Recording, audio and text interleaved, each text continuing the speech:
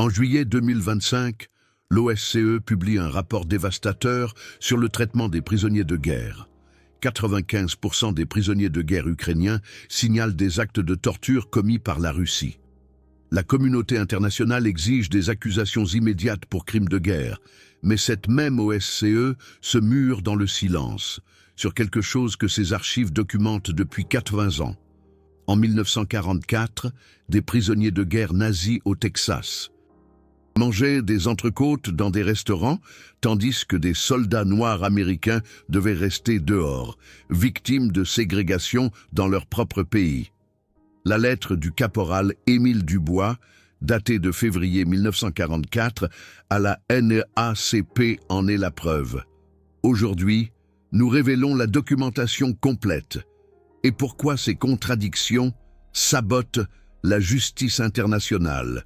Jusqu'en 2025, l'histoire ne commence pas par un secret, elle commence par un document officiel que tout le monde pouvait lire, mais que personne ne voulait croire. Le manuel FM 19.5 de l'armée américaine, publié en mars 1944, est intitulé « Internés civils et prisonniers de guerre ». 127 pages d'instructions détaillées sur la manière dont les forces américaines doivent traiter les prisonniers de guerre. Le chapitre 3, section 14, paragraphe 47, stipule textuellement « Les prisonniers de guerre doivent être traités conformément à la Convention de Genève. Ils ont droit à un logement convenable, à une alimentation suffisante, à des soins médicaux et au respect de leur personne. » Simultanément, au cours de ce même mois de mars 1944, le règlement 210-10 de l'armée était en vigueur. Séparation du personnel enrôlé blanc et de couleur. Les soldats noirs de l'armée américaine devaient servir dans des unités ségrégées, occuper des logements ségrégés, utiliser des cantines ségrégées dans les États du Sud, comme le Texas, la Louisiane, la Floride. De plus, les soldats noirs n'étaient pas autorisés à fréquenter les mêmes restaurants, bus ou toilettes que les civils blancs. Voici la contradiction que personne ne voulait exprimer à voix haute. Les prisonniers de guerre nazis, des hommes qui avaient combattu pour le Troisième Reich, bénéficiaient de la protection de la Convention de Genève. Les soldats noirs américains, des hommes qui combattaient pour les États-Unis, ne bénéficiaient pas des droits civiques dans leur propre pays. L'ironie n'était pas subtile, elle était brutale, documentée et approuvée au plus haut niveau. Les archives du magazine Time de 2020 citent des historiens. De 1942 à 1945, les États-Unis ont détenu environ 371 000 prisonniers de guerre allemands, dans plus de 500 camps de prisonniers sur le sol américain. Plus de 50 de ces camps étaient situés au Texas seulement. Le camp Mexia détenait 3 000 prisonniers de guerre allemands, le camp Hearne 4 800, le camp Huntsville 1 200. Simultanément, environ 1 million de soldats noirs ont servi dans l'armée américaine pendant la Seconde Guerre mondiale. La plupart ont été relégués à des rôles non combattants, cuisiniers, chauffeurs de camions, magasiniers, débardeurs. Ils construisaient des routes, transportaient des munitions, gardaient des prisonniers. Beaucoup de ces soldats noirs gardaient des prisonniers de guerre nazis au Texas, et ils voyaient quotidiennement ce que Émile Dubois décrivait dans sa lettre. 7 février 1944, le caporal Émile Dubois, du 372e régiment d'infanterie, Fort Clark, Texas, écrit une lettre à la National Association for the Advancement of Colored People, NAACP, siège, New York City. La lettre fait 3 pages, manuscrite. Aujourd'hui archivée à la Library of Congress, Manuscript Division, NAACP Papers, partie 9. Série B, conteneur 67, tout le monde peut la lire. Les mots brûlent encore.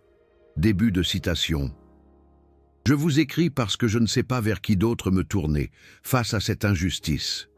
Hier soir, Nous avions 3 heures de permission de sortie en ville. Mon camarade et moi sommes allés dans un restaurant sur la place principale. Nous avons vu à travers la fenêtre des prisonniers de guerre allemands assis à l'intérieur, mangeant des entrecôtes, buvant du coca, riant avec les serveuses. Lorsque nous avons voulu entrer, le gérant nous a arrêtés à la porte. Il a dit « Nous ne servons pas les personnes de couleur. Vous devez aller à l'arrière, vers la cuisine. » J'ai dit « Mais les Allemands à l'intérieur sont des prisonniers de guerre. Nous sommes des soldats américains. » Il a dit « Cela ne m'intéresse pas. Les Allemands sont blancs. Vous ne l'êtes pas. Allez à la cuisine ou disparaissez. » Nous sommes restés dehors sous la pluie à observer des prisonniers nazis qui sont nos ennemis, être mieux traités que nous, qui nous battons pour ce pays. Comment cela peut-il être juste? Fin de citation. La lettre d'Émile Dubois est parvenue à Walter White, secrétaire exécutif de la NAACP, le 15 février 1944. White l'a transmise au War Department, Washington, D.C., avec une demande d'enquête. Le War Department a répondu le 4 mars 1944. Numéro de référence AG 291.2. La réponse était un chef-d'œuvre d'esquive bureaucratique. Citation. L'armée regrette toute situation, susceptible d'entraîner des malentendus. Les prisonniers de guerre sont soumis à la Convention de Genève. Les lois locales concernant la ségrégation raciale relèvent de la juridiction civile et non militaire. Le War Department ne peut pas annuler les lois locales. L'armée recommande aux soldats de couleur de respecter les lois locales sur la ségrégation afin d'éviter les conflits. Fin de citation. En d'autres termes, les prisonniers de guerre nazis ont des droits internationaux. Les soldats noirs américains n'en ont aucun, qu'un restaurateur blanc au Texas est tenu de respecter. Le War Department a clos le dossier. Émile Dubois est retourné dans son unité. Il combattra plus tard en Italie, sera blessé, recevra la Purple Heart. Mais il n'oubliera jamais comment sa propre armée l'avait traité. L'expérience de Dubois n'était pas un cas isolé. Les archives révèlent des dizaines de témoignages similaires. Avril 1944, Camp Fanin, Texas. Le soldat Eugène Martin, de la 93e division d'infanterie, rapporte « Les prisonniers de guerre allemands étaient autorisés à s'asseoir au premier rang, au cinéma du camp. Les soldats noirs devaient s'asseoir à l'arrière, ségrégés. Le cinéma était situé sur un terrain militaire. L'armée imposait la ségrégation à ses propres troupes, au profit de prisonniers ennemis. Mais 1944, Camp Swift, Texas, le sergent Isaac Leclerc, du 429e bataillon portuaire, écrit « Nous transportons quotidiennement des prisonniers de guerre allemands vers des champs de travail. Les Allemands voyagent dans le camion avec des chauffeurs blancs. Nous, les soldats noirs, voyageons dans des camions séparés. Dans les aires de repos, les Allemands sont autorisés à entrer, reçoivent des sandwichs. Nous devons attendre dehors. Recevons de la nourriture par la porte de derrière. » Juin 1944. Camp Bowie, Texas. Le lieutenant Norbert Lemaire rapporte « Les prisonniers de guerre allemands ont leur propre piscine, dans le camp, propre, chlorée. Les soldats noirs n'en ont pas. Si nous voulons nager, nous devons aller à une piscine publique ségrégée, dans la ville. Autorisée uniquement le mercredi, de 14h à 16h, après quoi l'eau est vidée. Juillet 1944, camp Mexia, Texas.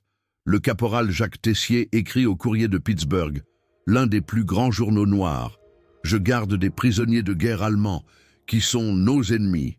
Ils travaillent dans des fermes locales, gagnent 80 cents par jour. Après le travail, ils vont en ville, font des achats, mangent des glaces, draguent des filles. Je porte l'uniforme américain, je me bats pour l'Amérique, mais je n'ai pas le droit d'aller dans le même magasin que les Allemands.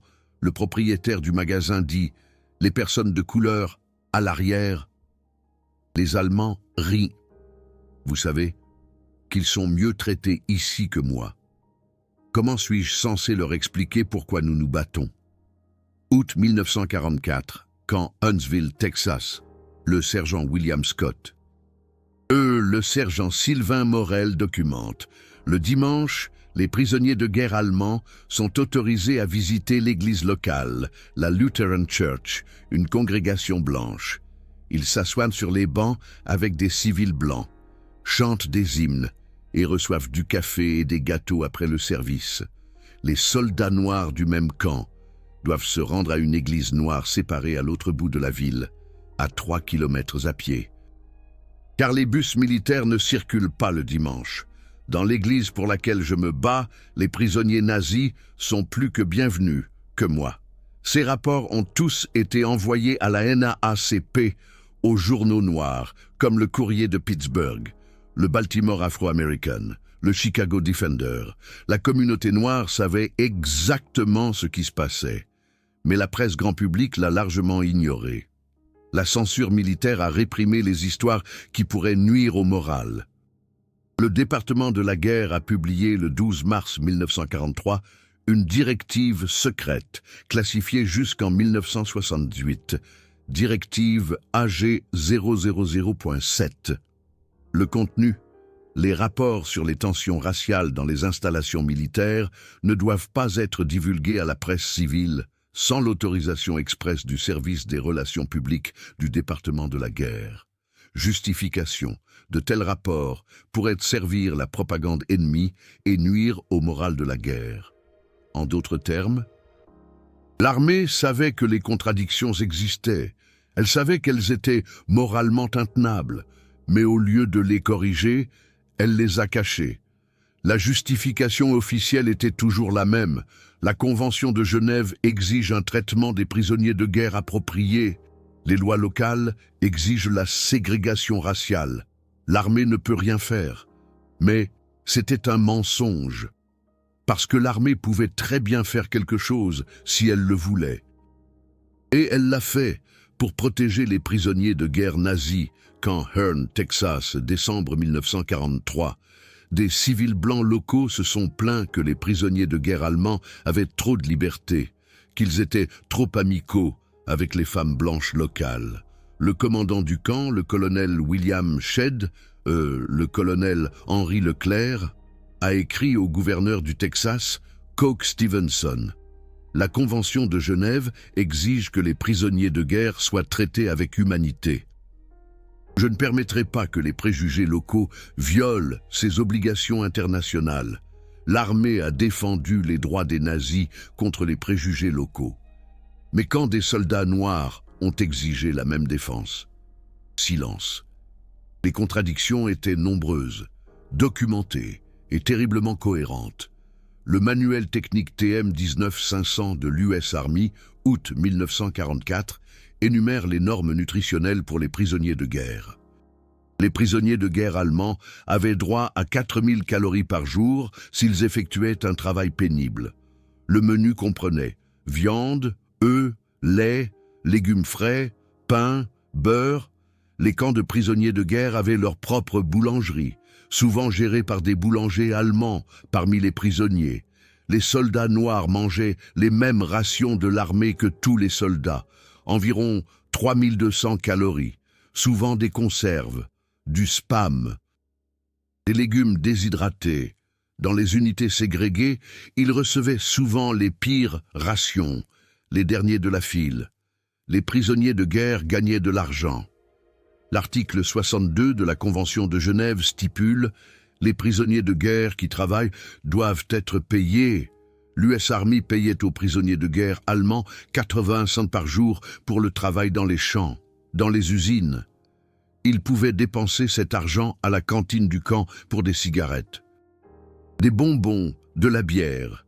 Les soldats noirs gagnaient 50 $ par mois en tant que soldats de deuxième classe, environ 1,67 $ par jour. Mais ils n'étaient pas libres. Ils étaient soumis à la discipline militaire. travaillant souvent par roulement de 12 heures sans paiement d'heures supplémentaires. Les prisonniers de guerre allemands avaient des loisirs. Ils ont organisé des équipes de football, des groupes de théâtre, des orchestres. Camp Concordia, Kansas, avait un orchestre allemand de prisonniers de guerre avec 30 musiciens. Ils jouaient Beethoven, Wagner, donnaient des concerts pour les civils locaux. Des familles blanches locales ont invité des prisonniers de guerre allemands à des repas de Thanksgiving. Les soldats noirs avaient des salles de loisirs ségrégées, souvent mal équipées, bondées. Ils n'étaient pas autorisés à utiliser les clubs USO locaux, qui étaient réservés aux Blancs. La contradiction la plus extrême était la sécurité physique. L'article 42 de la Convention de Genève: les prisonniers de guerre ne doivent jamais être soumis à la violence physique. L'US Army a pris cela au sérieux. Chaque incident de violence contre des prisonniers de guerre allemands a fait l'objet d'une enquête. En 1943, au camp Tonkawa, Oklahoma, des gardes ont abattu 3 prisonniers de guerre allemands lors d'une tentative d'évasion. Il y a eu une enquête militaire, des procès, des sanctions pour les gardes pour usage excessif de la force, les soldats noirs, des lynchages. Fort Benning, Géorgie, 2 janvier 1941. Le soldat de 2e classe Félix Hall, le soldat de 2e classe Pierre Lambert, 24 ans, du 24e régiment d'infanterie, a été retrouvé pendu dans une zone boisée près du fort. Enquête officielle, suicide. Mais des témoins ont rapporté, Hall a été lynché par des civils blancs qui sont entrés sur le terrain militaire. Aucune accusation de crime de guerre. Affaire classée, Camp Van Dorn, Mississippi, 30 mai 1943. Fusillade entre des policiers militaires blancs et des soldats noirs après une dispute dans la ville. Un soldat noir mort, plusieurs blessés. L'enquête officielle a accusé les soldats noirs d'avoir provoqué des troubles. Aucun MP blanc inculpé. Fort Lawton, Seattle, Washington, 14 août 1944. Les prisonniers de guerre italiens, qui à ce moment-là étaient considérés comme des co-belligérants après la capitulation de l'Italie, avaient plus de liberté que les soldats noirs dans le même camp. Les prisonniers de guerre italiens étaient autorisés à visiter Seattle, les bars locaux, les salles de danse. Les soldats noirs de la 650e compagnie portuaire étaient ségrégés dans une partie séparée du camp. Les tensions ont augmenté. Une émeute a éclaté. Le lendemain matin, un prisonnier de guerre italien, Guglielmo Olivotto, a été retrouvé pendu. 43 soldats noirs ont été accusés, 28 ont été condamnés, 2 pour homicide involontaire. Des décennies plus tard, en 2007, le journaliste d'investigation Jack Hamann a révélé: les vrais meurtriers étaient des soldats blancs. Les soldats noirs ont été transformés en boucs émissaires. Les 28 condamnations ont été annulées en 2007, 63 ans trop tard. Chacun de ces cas montre le même schéma. Les prisonniers de guerre étaient protégés. Les soldats noirs ne l'étaient pas. Pourquoi? La réponse officielle était la Convention de Genève, mais ce n'est que la moitié de la vérité. La vérité entière est: le racisme était une politique américaine officielle. En 1944, l'Amérique était un pays ségrégué. Les lois Jim Crow dans les États du Sud légalisaient la ségrégation raciale dans tous les aspects de la vie. École publique, bus, restaurants, toilettes, fontaines à eau, cinéma, plage, piscine, tout était ségrégué. Décision de la Cour suprême, Plessy contre Ferguson de 1896. Séparé mais égal et constitutionnel. En réalité, c'était séparé mais inégal. Toujours. L'US Army reflétait la société. Le règlement de l'armée 210-10, publié en 1940, a codifié la ségrégation. Les soldats personnes de couleur et blanc doivent servir dans des unités séparées afin de minimiser les frictions et de maximiser l'efficacité. C'était la justification officielle.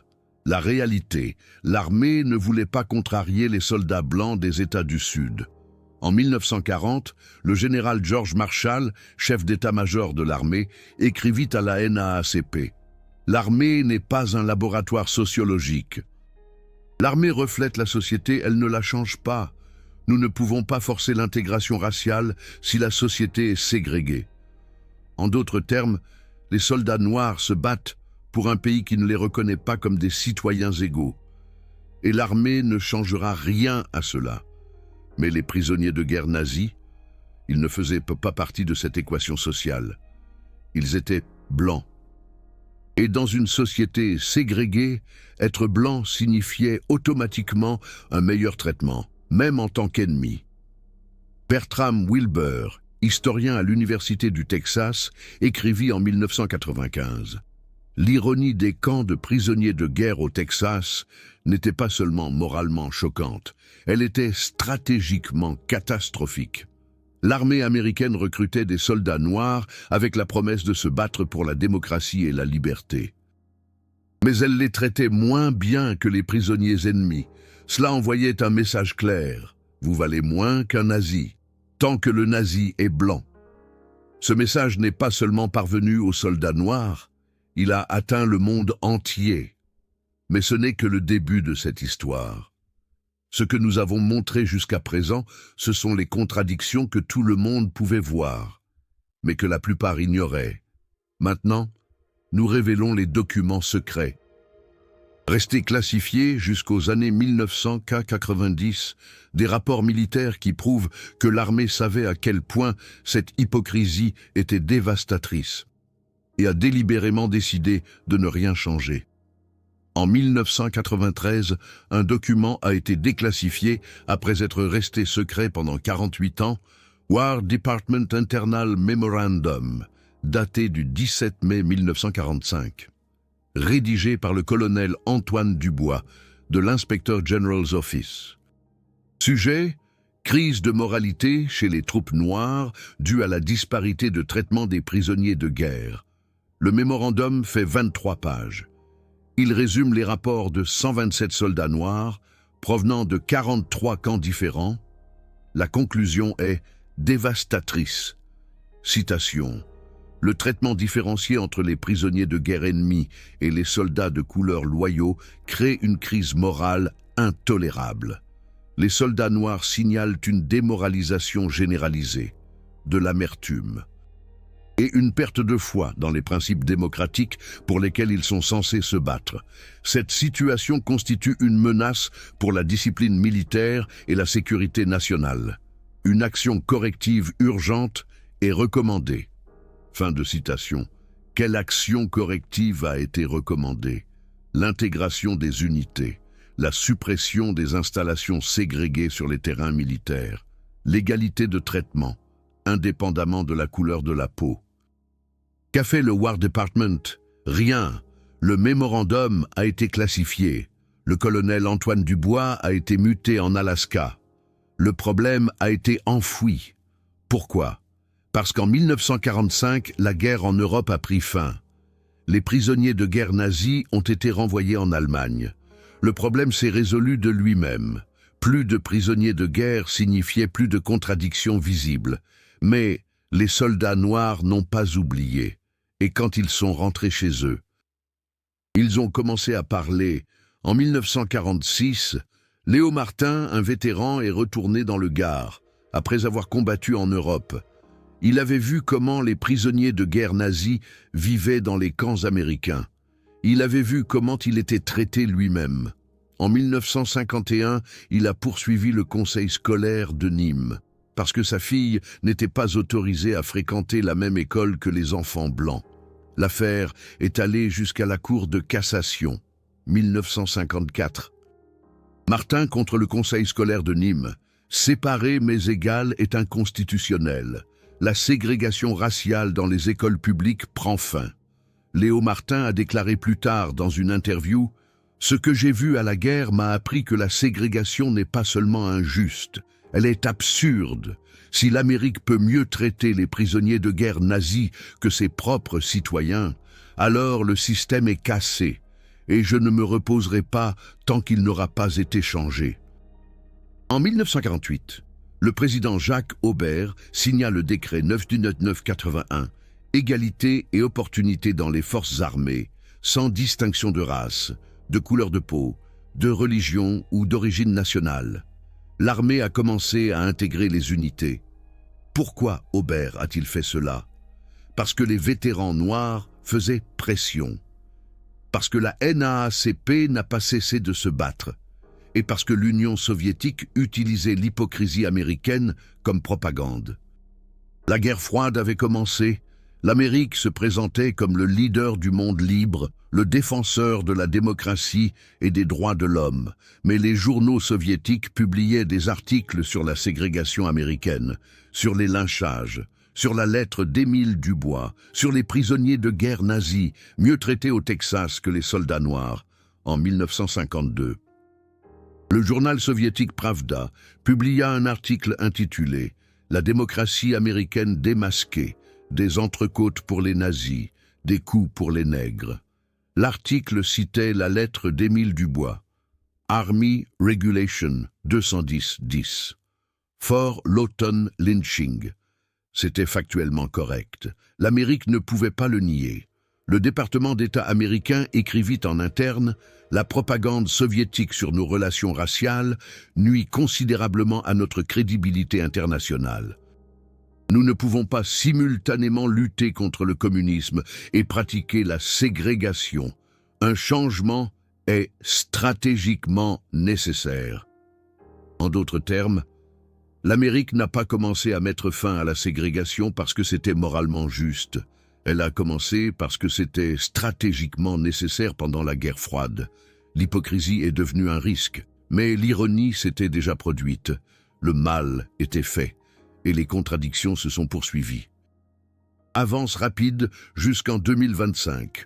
L'OSCE, Organisation pour la sécurité et la coopération en Europe, publie un rapport le 18 juillet 2025. Traitement des prisonniers de guerre dans le conflit russo-ukrainien. Le rapport documente 95% des prisonniers de guerre ukrainiens libérés signalent des tortures, des conditions de détention inhumaines, des aveux forcés. D'août 2024 à mai 2025, 106 soldats ukrainiens ont été exécutés après leur capture. En violation de l'article 13 de la Convention de Genève, la secrétaire générale de l'OSCE, Helga Schmid, exige « La Russie doit être traduite devant la Cour pénale internationale. Ces crimes de guerre ne doivent pas rester impunis. La Convention de Genève n'est pas facultative. Elle est obligatoire. L'indignation est justifiée. Les crimes sont réels. Mais voici la question que personne ne pose. Où était l'OSCE en 1945? Où était-elle en 1946? Dresde. Du 13 au 15 février 1945, les bombardiers alliés, la RAF britannique et l'USAF américaine, ont largué plus de 3900 tonnes de bombes sur Dresde, en Allemagne. La ville avait une importance militaire minimale à ce moment-là, mais elle était remplie de réfugiés venant de l'Est. Un brasier a tué environ 25 000 civils en 3 jours. 2025 marque les 80 ans de Dresde. Y a-t-il eu une enquête de l'OSCE? Non.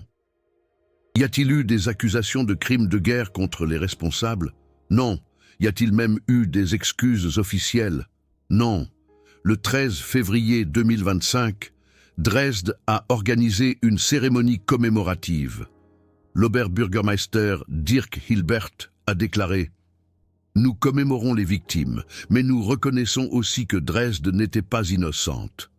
La ville faisait partie d'un régime qui a déclenché la guerre. Cette destruction en était une conséquence. En d'autres termes, les bombardements alliés sur les civils étaient justifiés parce que l'Allemagne avait commencé la guerre. Les exécutions de prisonniers de guerre ukrainiens par la Russie sont des crimes de guerre, parce que la Russie a commencé la guerre. Les deux violant les conventions de Genève, mais un seul est condamné. C'est une justice sélective. L'OSCE compte 57 États membres. Les États-Unis et la Grande-Bretagne en sont membres. La Russie aussi. Mais lorsque l'OSCE condamne la Russie pour mauvais traitements infligés aux prisonniers de guerre en 2025, Elle reste silencieuse sur le traitement réservé par l'Amérique aux soldats noirs en 1944. Elle reste silencieuse sur Dresde en 1945. Elle reste silencieuse sur le lynchage de Fort Lawton en 1944. Pourquoi? Parce que l'histoire est écrite par les vainqueurs. Et les vainqueurs ne s'examinent pas eux-mêmes. Mais les archives ne mentent pas. Les documents ne mentent pas. Les chiffres ne mentent pas. Voici la vérité que la justice sélective ignore. De 1942 à 1945, les États-Unis ont détenu 371 000 prisonniers de guerre allemands. Nombre de prisonniers de guerre qui se sont plaints de mauvais traitements graves.